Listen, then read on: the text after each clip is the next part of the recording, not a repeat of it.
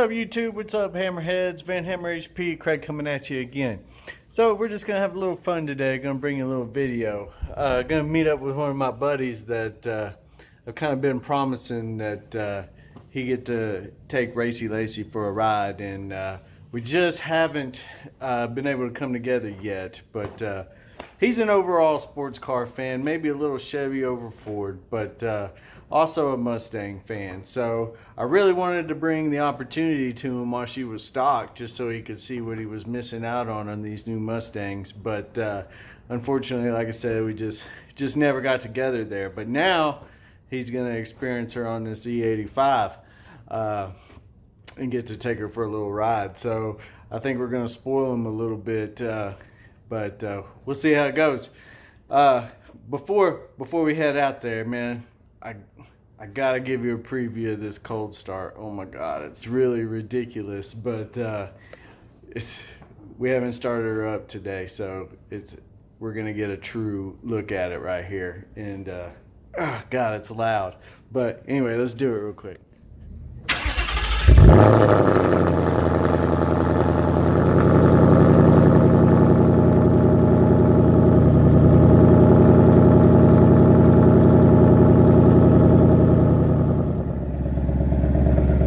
How'd you like that? Isn't that rumble on idle too? Woo, and that smell, that E85. Alright, let's go pick him up. Woo, she's looking good today. Look at this fool. Let's see what you got, Big John. Well, you know what it is. Woo! What's up, bro? Hey, buddy. How you doing? Good. All right, got the classic here. 2006. 6. So this is second year of the body style. Second year. Dude, you gotta open this up because you've been bragging on this red interior. There's nothing that says classic like red interior. Woo! It's got something that yours doesn't. A stick shift? A stick shift, but that's about it. Dude, I miss stick shift, man. I really do. Look, sporting the car seat in the back, that's what I'm talking about. You'll see one in there too. Ooh, that's fucking cool. I couldn't fit my son in the back of a Corvette. All right, so we made it. We finally, schedules together. We finally got hooked up. I got my buddy John here. I guess you can say an experienced sports car driver, owned several throughout his young life. I can say young, he's a little younger than me. So he's I think, like I said earlier, kind of more of a Chevy guy. Always been GM. Always been. So more of a Chevy guy, but overall sports car fan, right? Absolutely. All right, and you see his 2006 back there. There you go. So we're gonna do a little comparison. We got about 13 years difference here in Mustangs. Have you seen anything like this up close, or even driven one of the newer Mustangs? I drove one of the GT350s and loved it. Oh, but you're talking about. So I haven't had the experience of driving a GT350 yet, and it's actually the car that I want because it's manual, but you can go fast and not have to think about it. You just hold on to the steering wheel and go. All right, so John, let's check this thing out, man. So I love it. Everything in these new S550s, right, is just fantastic. Yep. You got better equipment, better steering wheel, better responses to everything, better technology. Granted, this one's my first Ford product. I've thoroughly enjoyed it, even being a GM guy. But you want to talk about leaps and bounds as far as technology. Oh yeah, and that's what Ford I think they've taken the lead in the technology aspect of putting the technologies in the cars over the other guys. The other guys are catching up, but I think Ford took that lead first, and so I think they're just a tad ahead of the game. No, 100% agree. So there's interior. Talk about this because, especially, let's go around just to the front real quick. As liking a Mustang, what do you think about, because a lot of people say it's not muscle anymore. You know, we look at this, a lot of people from, well, even the 2005 series was the throwback. Yeah. That was the retro throwback. And then as it got a little farther in the S197s around 2010, people were like, oh, the muscle's back. And now we went European. Went European here with this. What do you think? And there's certain things that I don't like about it. You know, I mean, there are some people that are like, oh, it's too European, it's too importy or anything like that. But I don't like, I'm not one of those. I think they did fantastic with this. And again, coming from a guy that's self-deprivating Ford fan, I think they did fantastic. It needed to do this. We needed the evolution. We needed something to let people know this is not just an American sports car or muscle car. This is an American sports car. And I think, I mean, Ford did exactly what they needed to do, and they hit it out of the ballpark again. So, not even a Ford guy, and just listen to him talk. That's how you know he's a sports car advocate there. I'm gonna let you hold the camera, and then I'm gonna start it up for you. Okay. So that way we can get your reaction.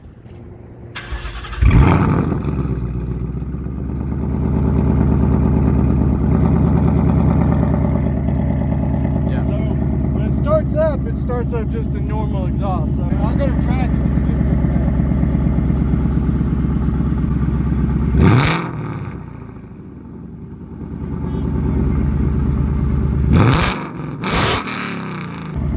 That's what she sounds like. That's the track mode. I love it. It sounds exactly as it's supposed to sound.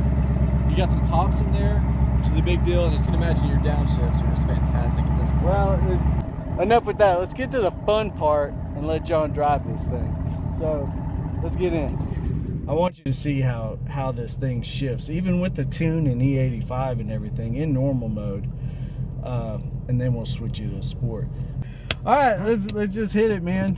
We're gonna see how loud this gets for conversation wise too, as far as the because we're on track exhaust, normal driving, and it does get loud in here with the track exhaust. What? We're doing 50 miles an hour. We're in second to last gear, ninth gear. I mean, we just did all that, and this is single clutch transmission, right? I mean, it's not dual clutch like in a BMW or Ferrari or anything like that. For them to be able to do that and do it correctly, that's all about it. Well, I think the success they've had with this transmission, of course, you know, they teamed up with GM and I believe it was Porsche to make this transmission. And so I think the success they've had with this transmission is what's made them go to the dual clutch in the GT500 and go away from a manual transmission. That's the thing. People are taking these Mustangs out to the drag strips, and I'm telling you, these 10 speeds are killing people, absolutely killing people. For it to be able to be this butter smooth, I mean, it's compliments to them. I am taking a trip to Vegas here soon. First trip, because what's in Vegas? You know, there's a special museum in Vegas. A really good relationship with Ford. The Shelby Museums. The Shelby Museum is in Vegas. I do plan on going there, and we'll bring that to you. That's for sure. Because I'm hoping there too that maybe they'll have a new GT500 there that I can see in person. I thought all these YouTubers, man, they've all been and seen it live in person. I haven't seen it yet, and so that may be my first opportunity to bring it to you guys and bring it to myself. I really just want to. Something different to see it in person.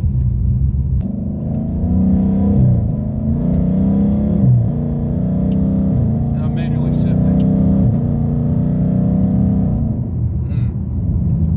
We'll go ahead and switch to the Sport Plus, so when you make this exit, you'll see what we're talking about in the downshifts. There it goes. That's some rep match. I dig those downshifts. I know, it's fun. When the first time I drove this, I was like, what is it doing? And dude, we stayed in like sport mode forever because it was just so cool to listen to that.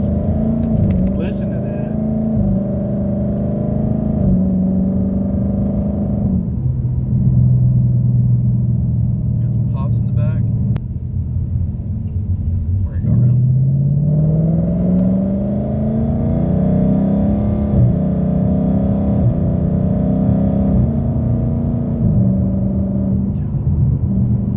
None of those shifts got above 4,500 though. That's because you're not on it. I know, but what is that?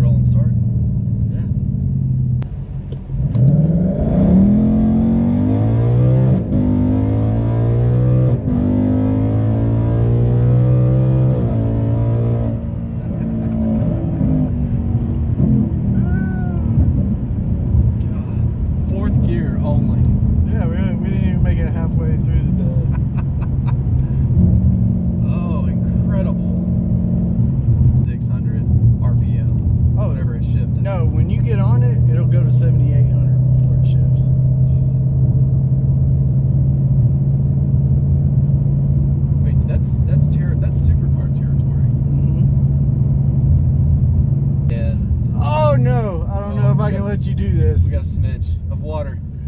All right, we're going slow. It's too pretty. We've gone too far to turn around, Craig. It's going through the water. I hate it. Oh, I hate it. Oh well, we're good. And again, that goes back to that self-deprivating now Ford owner. You know, and I make the joke because people, I've got family members who have been Ford their entire life, and so every time I brought home a new GM product, they hated it. You know, they're immediately like, well, why didn't you get this? Why didn't you get that? It's fine. And then, of course, now I brought this Mustang home, and they said, well, that's a Ford product. And I said, well, you can't find a blue oval on there anywhere, you know? But, I mean, it's easy to realize it and to look at what Ford is actually doing and progressing in this. And again, hate coming from GM, of course, but they are absolutely leading the way in technology on these things. You mentioned this, and I've thought about it before, but you know, there's not a blue oval.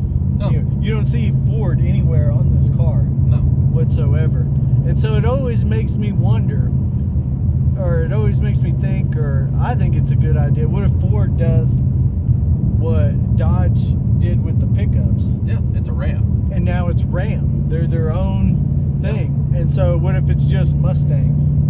And then that may actually give them a tighter niche or a tighter relationship with some of these other guys, Shelby and stuff like that. You know, because it doesn't, because that's part of the other thing, like the Shelby, the GT, and all that. Mm-hmm. There's Ford nowhere on that. You know, No. it's Snake and Shelby. That's all you'll see. But I think one of the things I absolutely have loved about just even driving this car is how user friendly it is.